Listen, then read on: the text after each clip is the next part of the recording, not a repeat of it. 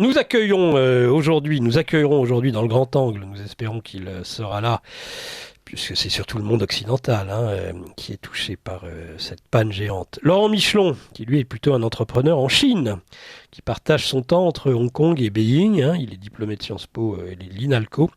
Il est établi dans la région de la Chine depuis plus de 20 ans, où il a travaillé dans la diplomatie culturelle française et pour plusieurs groupes de communication internationaux avant de développer ses activités de conseil pour sociétés européennes en Chine. Il y a du boulot à faire. Et pour multinationales chinoises en Europe. Je croyais qu'avec notre Raffarin national, toutes les sociétés françaises étaient parfaitement orientées en Chine. Il faut croire que non. Raphaël Beslu, directeur de publication de géopolitique profonde, nous accompagnera durant ce grand angle et il conduira d'ailleurs l'entretien avec Laurent Michelon. Eh bien, c'est Laurent Michelon. Bonjour Laurent Michelon. Bonjour Nicolas, Vous allez bien? ça va bien, merci. Il est superbe la vue derrière, je sais. Vous êtes... et À Hong dites-nous... Kong. Ah, vous êtes à Hong Kong. Ouais. Superbe. Euh, Donc nous avons aussi, on salue en même temps avant de vous refaire, parce que c'est pas la première fois que vous venez dans ce libre journal, de faire une nouvelle présentation, rappeler un certain nombre de choses vous concernant. On salue aussi notre ami Raphaël Beslu, directeur de la rédaction de Géopolitique Profonde, qui est parmi nous. Bonjour Raphaël, vous nous entendez?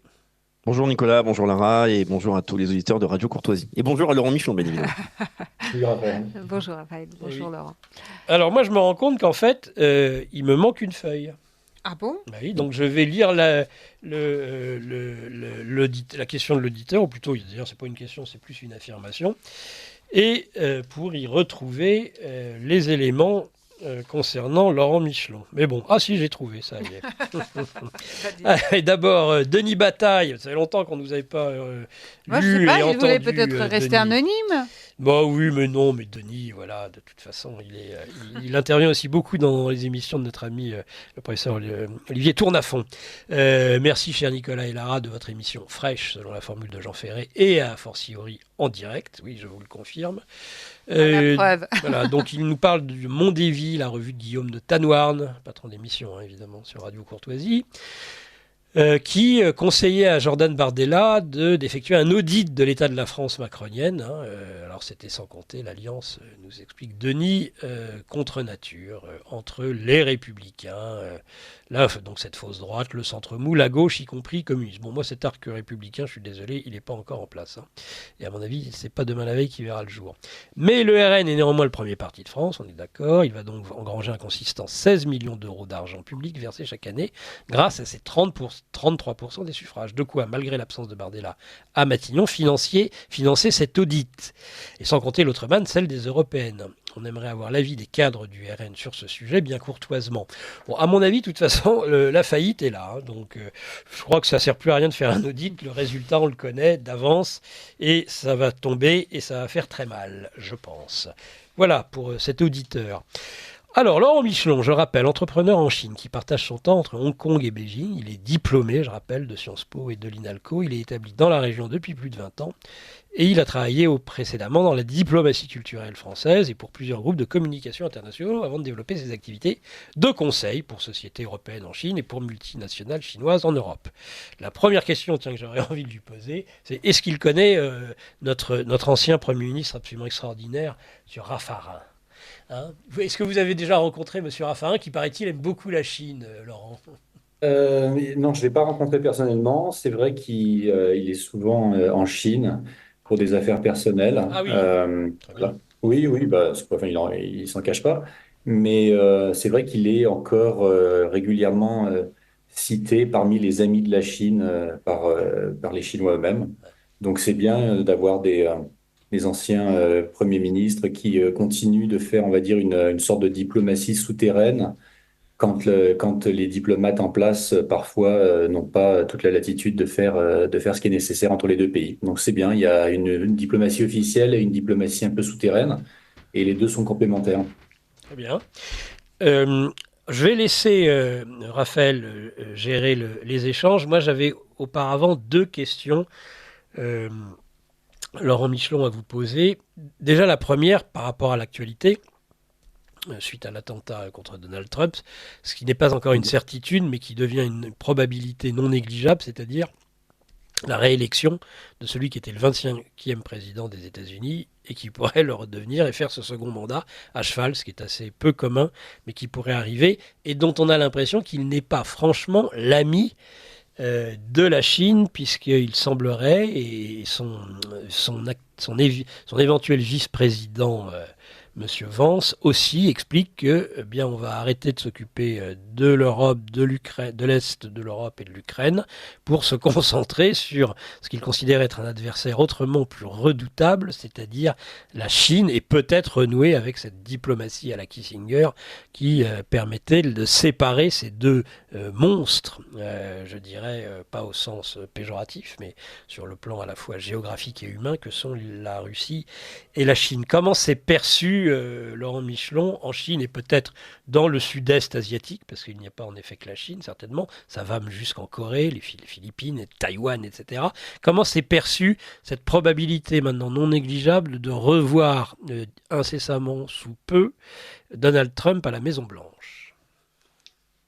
Alors, dans un premier temps, la perception qu'ont les Chinois ici de la possibilité, de la probabilité d'une réélection de Donald Trump est déjà moins forte qu'en Europe, apparemment. Puisque apparemment, c'est vrai qu'en Europe, aux États-Unis, on parle d'une forte possibilité suite à la tentative d'assassinat dont il a été victime.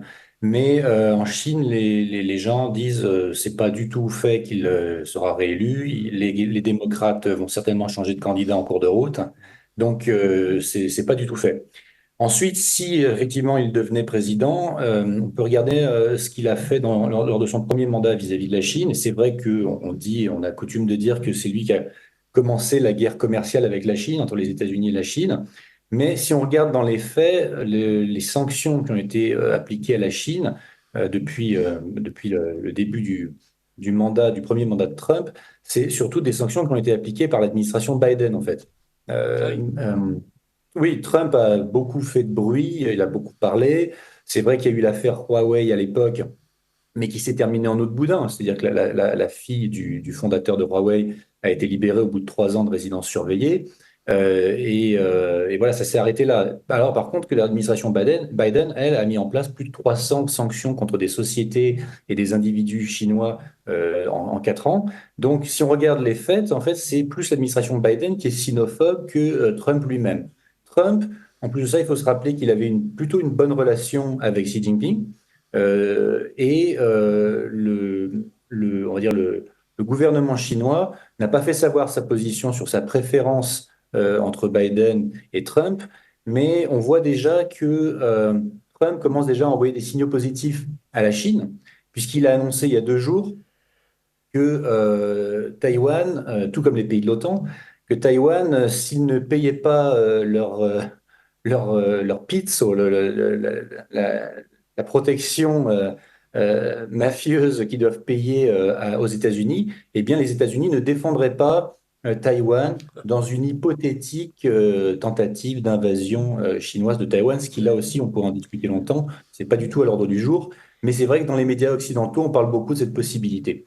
Donc, Trump a dit, si Taïwan ne paye pas, nous, on ne défendra pas. Et c'est ce qu'il disait exactement pour l'OTAN, également les pays de l'OTAN. Il disait, si les pays de l'OTAN ne payent pas, il n'y aura pas de protection. Très bien. Et ça a eu un premier effet, c'est que il a dit le Taïwan, on leur a tout donné. L'industrie des semi-conducteurs, ils nous l'ont volé. C'est les mots qu'il a utilisés. Et il dit donc maintenant ils sont très riches et donc ils ont de quoi payer un tarif de protection. Et ça a envoyé directement, pas au tapis, mais ça a fait baisser de 5% les cotations en bourse des plus grandes sociétés taïwanaises et taïwano-américaines que sont Nvidia, que sont TSMC.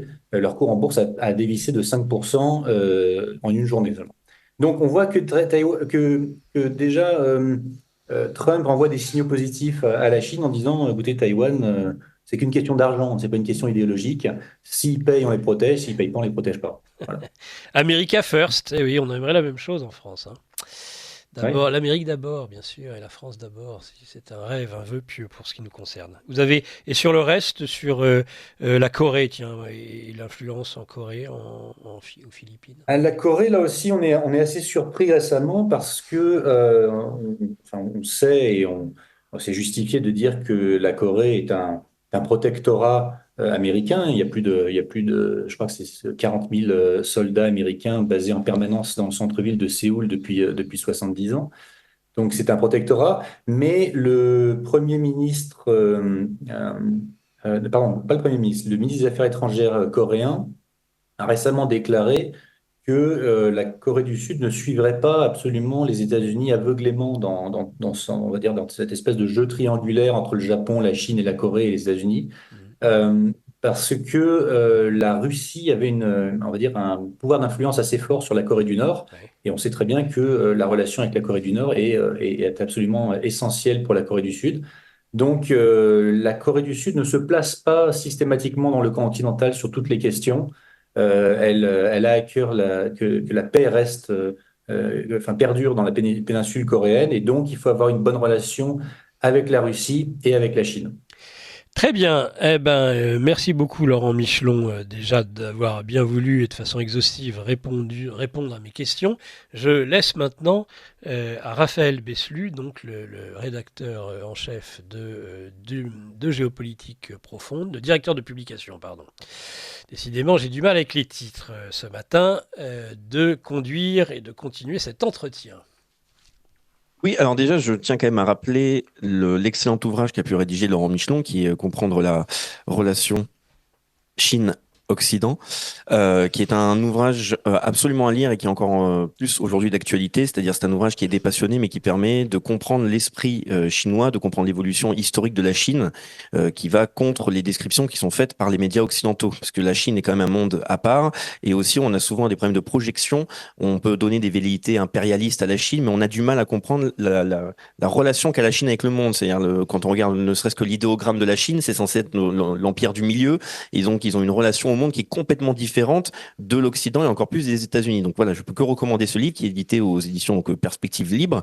J'ai déjà pu faire des entretiens avec Laurent sur le sujet. Donc vu qu'on a déjà mis les pieds dans le plat sur le sujet taïwanais, donc j'aimerais bien qu'on reste sur ce sujet parce que c'est redevenu d'actualité, notamment avec l'élection de von der Leyen pour son second mandat, qui lors de son discours, lorsqu'elle a présenté les directions à venir de l'Union européenne, elle a décidé de se prononcer sur le sujet taïwanais qui a fait réagir justement la Chine. Von der Leyen avait tout simplement déclaré qu'elle chercherait donc à dissuader la Chine d'envahir Taïwan. Donc Laurent, est-ce que vous pouvez peut-être nous rappeler quelle est à la fois la situation à Taïwan, mais surtout la relation des Taïwanais envers la Chine et donc aussi la réaction chinoise suite à cette déclaration de von der Leyen qui montre l'aspect diplomatique, la position diplomatique de l'Union européenne.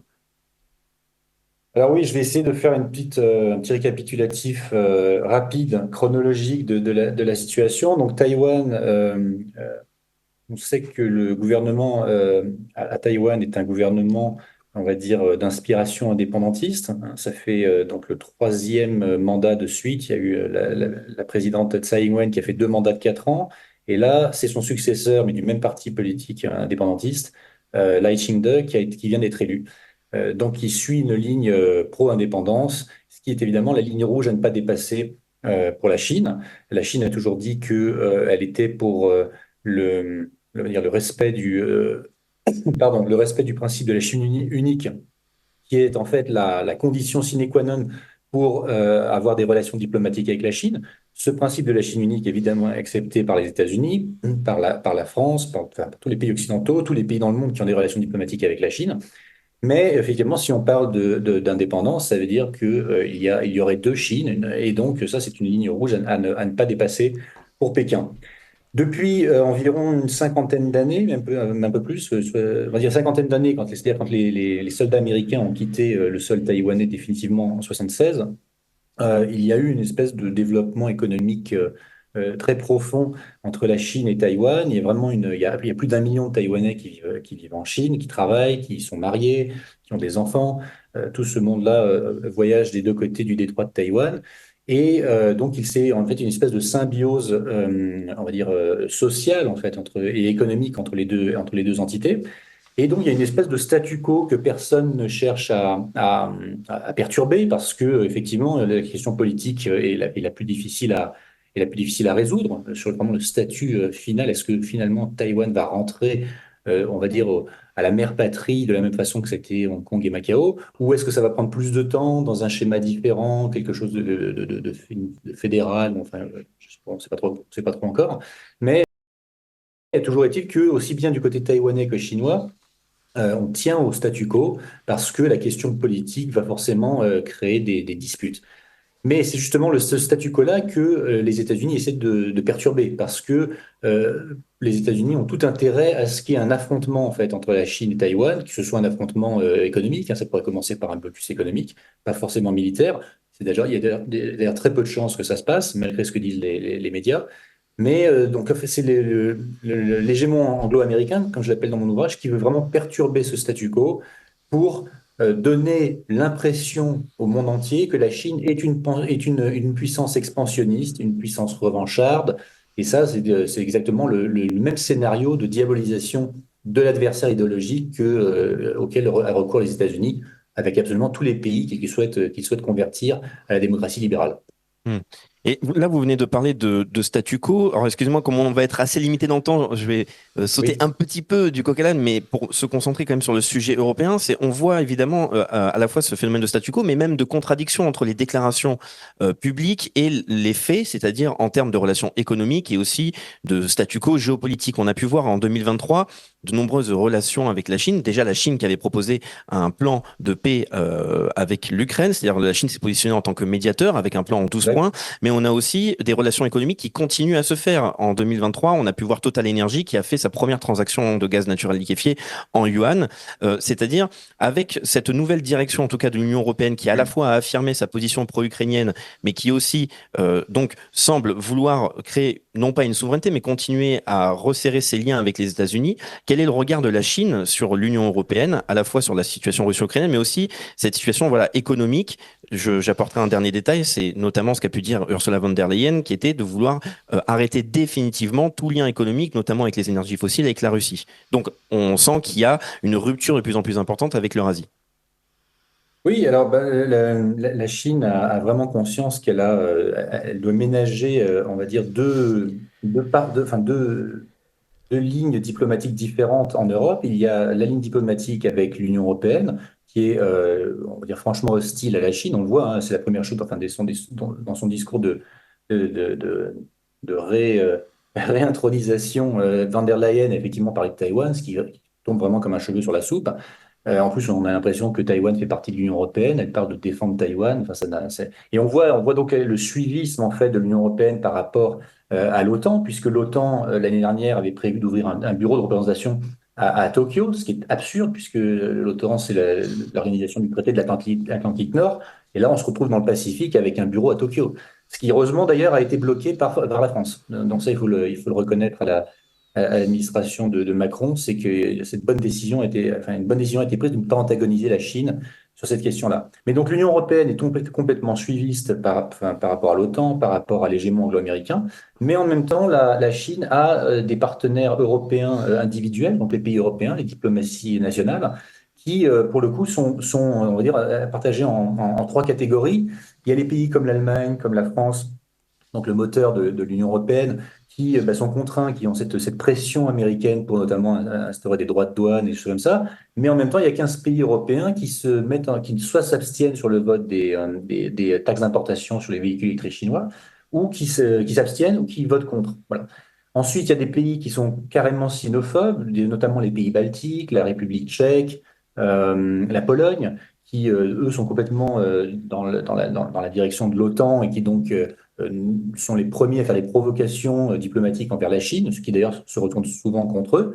Et enfin, il y a des pays comme la Hongrie qui, on va dire, ils tirent les marrons du feu et qui, justement, par leur position, on va dire, de résistance par rapport au diktat de l'Union européenne, tout en restant dans l'Union européenne et en restant dans l'OTAN, arrive à ménager une excellente relation avec la Chine. On l'a vu encore avec la visite de Orban à Pékin pour parler de l'Ukraine. mais également sur le volet économique, puisque toutes les sociétés chinoises de véhicules électriques, de batteries pour véhicules électriques, qui ont tenté de s'installer en France à plusieurs reprises, ont toutes déménagé en Hongrie maintenant.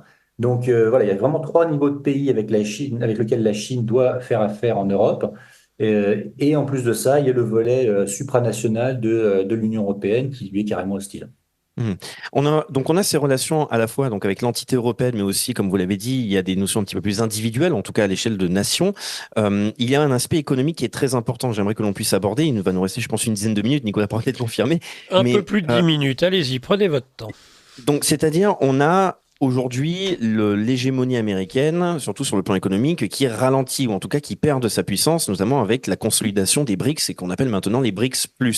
Quel est, selon vous, l'avenir qui peut se développer, notamment pour la puissance chinoise, face à cette économie donc américaine, cette consolidation du bloc des BRICS? Ça me permet de rajouter un aspect que vous abordez dans votre livre, c'est-à-dire qu'il y a quand même une expansion et des collaborations économiques très importantes, notamment la nouvelle route de la soie, qui se connecte non pas uniquement jusqu'au Balkan, mais qui continue de s'étendre. Quelle peut être, selon vous, cette évolution de ce bloc, c'est-à-dire le bloc Occident-BRICS et la position de la Chine? Alors, les BRICS sont effectivement une des initiatives. Alors, c'est pas une initiative chinoise, hein, parce que le Hmm. BRICS, ça a été un terme qui a été créé par, je crois, l'ancien directeur de Goldman Sachs dans les années 80. Mais effectivement, c'est devenu une espèce d'organisation informelle, hein. Il n'y a pas il y a pas de secrétariat ni quoi que ce soit, mais une espèce d'organisation intergouvernementale informelle. Il y a également les nouvelles routes de la soie, comme vous le dites, où plus de 160 pays ont adhéré. Et là, enfin, ce qui est quand même la différence avec des pays comme l'OTAN ou avec des organisations comme l'OTAN ou comme l'Union européenne, c'est qu'il n'y a pas de pays qui essaie d'en sortir. Il n'y a pas de discussion de sortie des BRICS ou de sortie des routes de la soie. Au contraire, les gens font la queue pour rentrer. Donc c'est vraiment la grosse différence. Il y a un élan de tout le Sud global, en fait, pour aller vers des organisations intergouvernementales non occidentales, on va dire, hein, non onusiennes, non occidentales. Et il y a également l'Organisation de coopération de Shanghai, et tout qui est basée à Pékin, mais enfin, qui est un groupement sécuritaire. On pourrait, en tout cas, à sa création, on aurait pu l'appeler on aurait pu l'appeler un OTAN asiatique à sa création. Depuis, justement, pour ne pas être vu comme une organisation défensive ou militaire, elle s'est étendue à des domaines économiques, à des domaines culturels, à des domaines sociaux.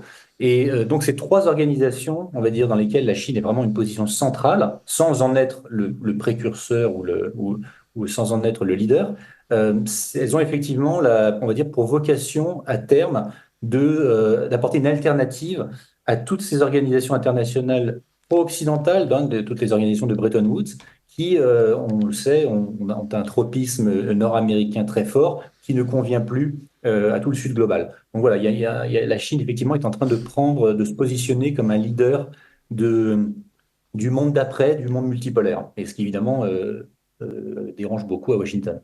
Mais là, je suis obligé de vous poser une question, notamment avec l'actualité économique de la Chine. C'est-à-dire, la Chine là, peut se positionner en tant que nouveau leader mondial, en tout cas d'un monde multipolaire. Cependant, on a pu observer de nombreux articles sur différents phénomènes économiques en Chine. On nous explique que la Chine fait face à une immense crise de l'immobilier. On a aussi eu la fermeture d'une quarantaine de banques rurales. Apparemment, donc la Chine fait face à une crise extrêmement importante, notamment aussi développée par le vieillissement de la population. Il y a des défis économiques internes à la Chine. Est-ce que la Chine a déjà des stratégies qui sont déployées ou est-ce qu'on peut observer un ralentissement de ce développement économique et donc potentiellement des partenariats avec les pays éloignés, notamment ceux qui font partie de l'Union européenne? Alors effectivement, la Chine fait face à des défis très importants. 1,4 milliard de personnes, une croissance à double chiffre pendant une vingtaine d'années. Forcément, à terme, ça a vocation à s'arrêter ou à ralentir. La Chine, ce qu'il faut voir, c'est qu'officiellement, c'est même pas des chiffres officiels chinois, mais des chiffres du FMI. La Chine est toujours à 5% de croissance cette année. Je pense, à part l'Inde, il n'y a pas d'autres pays dans le monde qui ont 5% de croissance pour l'instant. Donc, il y a beaucoup d'alarmisme dans les médias occidentaux. Effectivement, la crise de l'immobilier, qui quand même date d'il y a 5 ans et qui, depuis 5 ans déjà, n'est plus du tout un facteur de croissance que le gouvernement chinois soutient. C'est terminé. Il y a plus vraiment de soutien à l'immobilier. Il y a une nouvelle libéralisation justement pour que l'immobilier redevienne un des éléments de la croissance chinoise, mais sans la surchauffe qu'on a connue dans les 10 dernières années. Justement, la réunion là, qui vient de se terminer, la troisième session plénière du comité central qui vient de se réunir, on n'a pas encore toutes les conclusions, mais effectivement, l'immobilier va être amené on va dire à contribuer beaucoup moins au PNB de la Chine. Il était à plus de 26% du PNB de la Chine et d'ici 2026, il sera ramené environ à 16%, alors que tout ce qui va être high-tech, énergie propre et ces nouvelles, on va dire, tous ces nouveaux axes de développement économique, eux vont être amenés à monter à 26% du PNB. Donc on voit que la Chine a conscience de ces crises, les a réglées. Ce qui était important, c'est qu'il n'y ait pas de faillite de ces grandes sociétés qui étaient très mal gérées, hein, il faut dire ce qui est, parce que ça aurait mis en difficulté beaucoup de petits épargnants et donc ça aurait mis en danger la stabilité sociale. Voilà. Hmm. Donc la Chine, oui, fait face à des défis économiques énormes. Elle s'en tire plutôt bien pour l'instant. Il faut regarder un petit peu autre chose que ce que disent les médias occidentaux. Il faut regarder les chiffres. Et la Chine est en train de se sortir des années Covid. Et il faut savoir également que la Chine fait face aussi à une résistance occidentale, puisque cette discussion de découplage et dérisquage est en fait en réalité une décinisation de l'économie. Il y a une volonté occidentale de se couper de la Chine et de ralentir le développement économique chinois. Donc il est clair que la Chine fait face à des vents contraires. Mais ça me permet de vous poser la dernière question, étant donné qu'on va bientôt arriver à la limite de temps, Laurent Michelon. Donc là, c'était le but, et c'était aussi quand même de dresser un certain plan à la fois sur les tensions géopolitiques actuelles, mais aussi voilà les défis économiques et les déclarations récentes de différents groupes politiques, notamment l'Union européenne. Donc on a parlé de Donald Trump, mais qui est pour le moment uniquement candidat aux élections présidentielles. Il n'est pas encore président. Et vous avez fait un bon rappel sur la position de la Chine, c'est-à-dire les anticipations sur la personne qui pourrait gagner ces élections. Quand on voit ce plan-là qui est dressé, les réactions qu'il y a eu, donc vous avez parlé de Viktor Orban qui a fait sa tournée de la paix, qui a été déclarée par Van der Leyen comme non pas une tournée de la paix, mais de l'apaisement.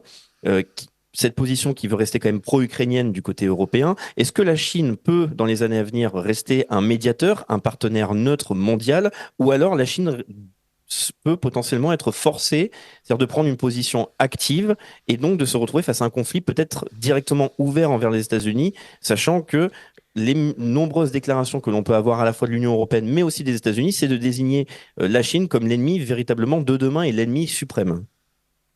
Oui, tout à fait. C'est le piège qui est tendu à la Chine, c'est de la forcer, lui tordre le bras pour qu'elle rentre dans ce conflit ukrainien et dans toutes les aventures, on va dire, même en Palestine. On voit avec ce qui se passe en mer Rouge avec les Houthis. Donc, il y a vraiment une volonté de l'hégémon anglo-américain de faire rentrer la Chine dans ces conflits-là, de la forcer à prendre, de choisir son camp, hein, puisque c'est le discours des États-Unis depuis la première invasion de l'Irak. Si vous êtes avec nous, vous êtes contre nous. Mais justement, la Chine a une diplomatie qui est suffisamment sûre d'elle, on va dire forte, et qui est quand même épaulée par beaucoup de pays du Sud global pour pouvoir résister à ça. Et je pense que la position de Pékin, en tout cas sur le conflit ukrainien, c'est de vraiment attendre qu'il se règle de lui-même. On a quand même l'impression qu'il est on est en train de parler tout à coup, Zelensky accepte de parler, de négocier avec la Russie. Je pense qu'on va s'en aller petit à petit vers un armistice une armistice, pardon.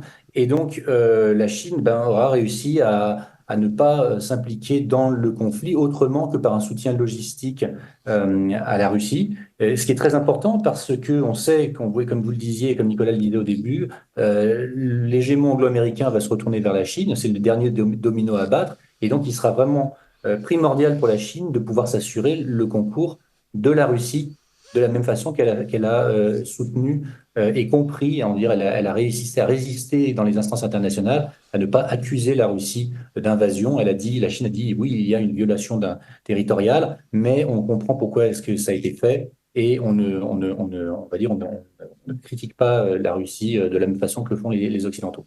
Donc voilà, je pense que la Chine a réussi on va dire, à rester sur un numéro d'équilibriste très, très, très difficile, de rester du côté enfin, de ne pas froisser la Russie, de soutenir la Russie sans complètement se couper du monde occidental. Et je pense qu'elle va en tirer les fruits si jamais l'Asie devient le prochain théâtre d'un conflit.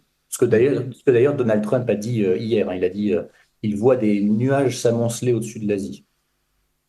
Absolument. Ben, merci beaucoup, Laurent. En tout cas, moi, ce sera terminé pour mes questions. Je tiens encore une fois véritablement à répéter pour tous les auditeurs Radio Courtoisie, si vous n'avez pas lu l'ouvrage de Laurent Michelon, Comprendre la relation Chine-Occident, c'est un ouvrage absolument à lire. C'est un ouvrage qui est original quand on voit la position, les détails qui sont donnés, la vision que l'on devrait avoir de la Chine de par les médias occidentaux. Voilà, c'est un ouvrage qui est dépassionné, qui est encore aujourd'hui d'actualité et qui le sera même encore plus quand on voit l'actualité européenne. Donc, je vais rendre la parole à Nicolas qui a peut-être un dernier commentaire ou des questions d'auditeurs.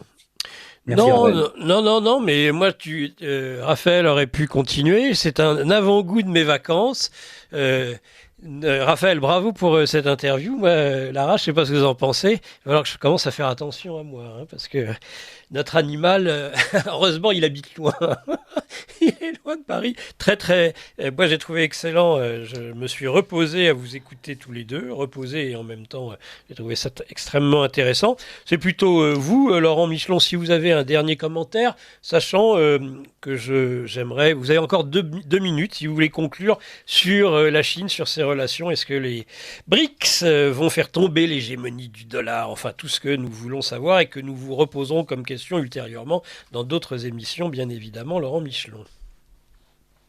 Sur la question de la dédollarisation, là aussi, je pense qu'il faut toujours retourner aux chiffres et s'éloigner un petit peu des manchettes des journaux qui sont toujours dans le sensationnel. Parce que si on regarde ce qui se passe, il suffit de regarder en fait les rapports mensuels de SWIFT, donc cette entité supranationale là aussi, elle aussi basée à Bruxelles, qui régit les transferts internationaux. Elle a un rapport mensuel qui montre l'utilisation des grandes devises internationales dans le commerce mondial. Et on se rend compte que c'est pas du tout le dollar qui perd au change.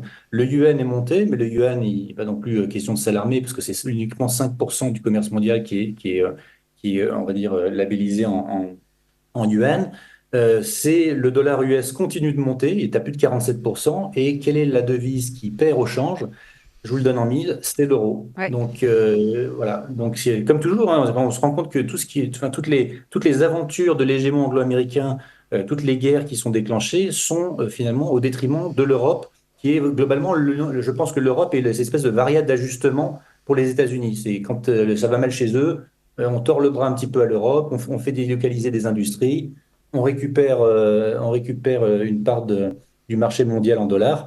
Et voilà, donc c'est la question qu'il faut se poser, c'est pour qui travaille l'Union européenne. Voilà. Eh oui, pour qui travaille l'Union européenne, absolument, surtout depuis la réélection de Madame von der Leyen. Eh ben, merci beaucoup, Laurent Michelon, Merci à vous. pour cette intervention. Merci pour cette remarquable, et c'est une leçon que ce questionnement, cet entretien entre Laurent Michelon et Raphaël Beslu. Merci évidemment à la technique de cette réalisation. Merci Lara. Merci Nicolas. Merci ben, Nicolas d'avoir mis tout ça en musique, d'orchestrer. Donc c'est parfait, de même de maître. Eh ben, en tout cas, je vais laisser la parole parce qu'il n'est pas parti, lui non plus, en vacances dans le livre journal des controverses. Pourtant, on lui souhaite des vacances. Il en a besoin. Hein. Je pense d'ailleurs Mike Borowski de vacances. Je le trouve un peu palo, un peu fatigué. Et il attend certainement son front républicain. Il va l'attendre, à mon avis, encore longtemps. Merci, chers auditeurs, de votre écoute. Merci de nous rester fidèles. Et nous vous disons à la semaine prochaine sur Radio Courtoisie. Chers camarades, si tu veux plus de contenu, de réinformation, d'éducation populaire et de formation intellectuelle, n'hésite pas à faire un don sur notre page Tipeee.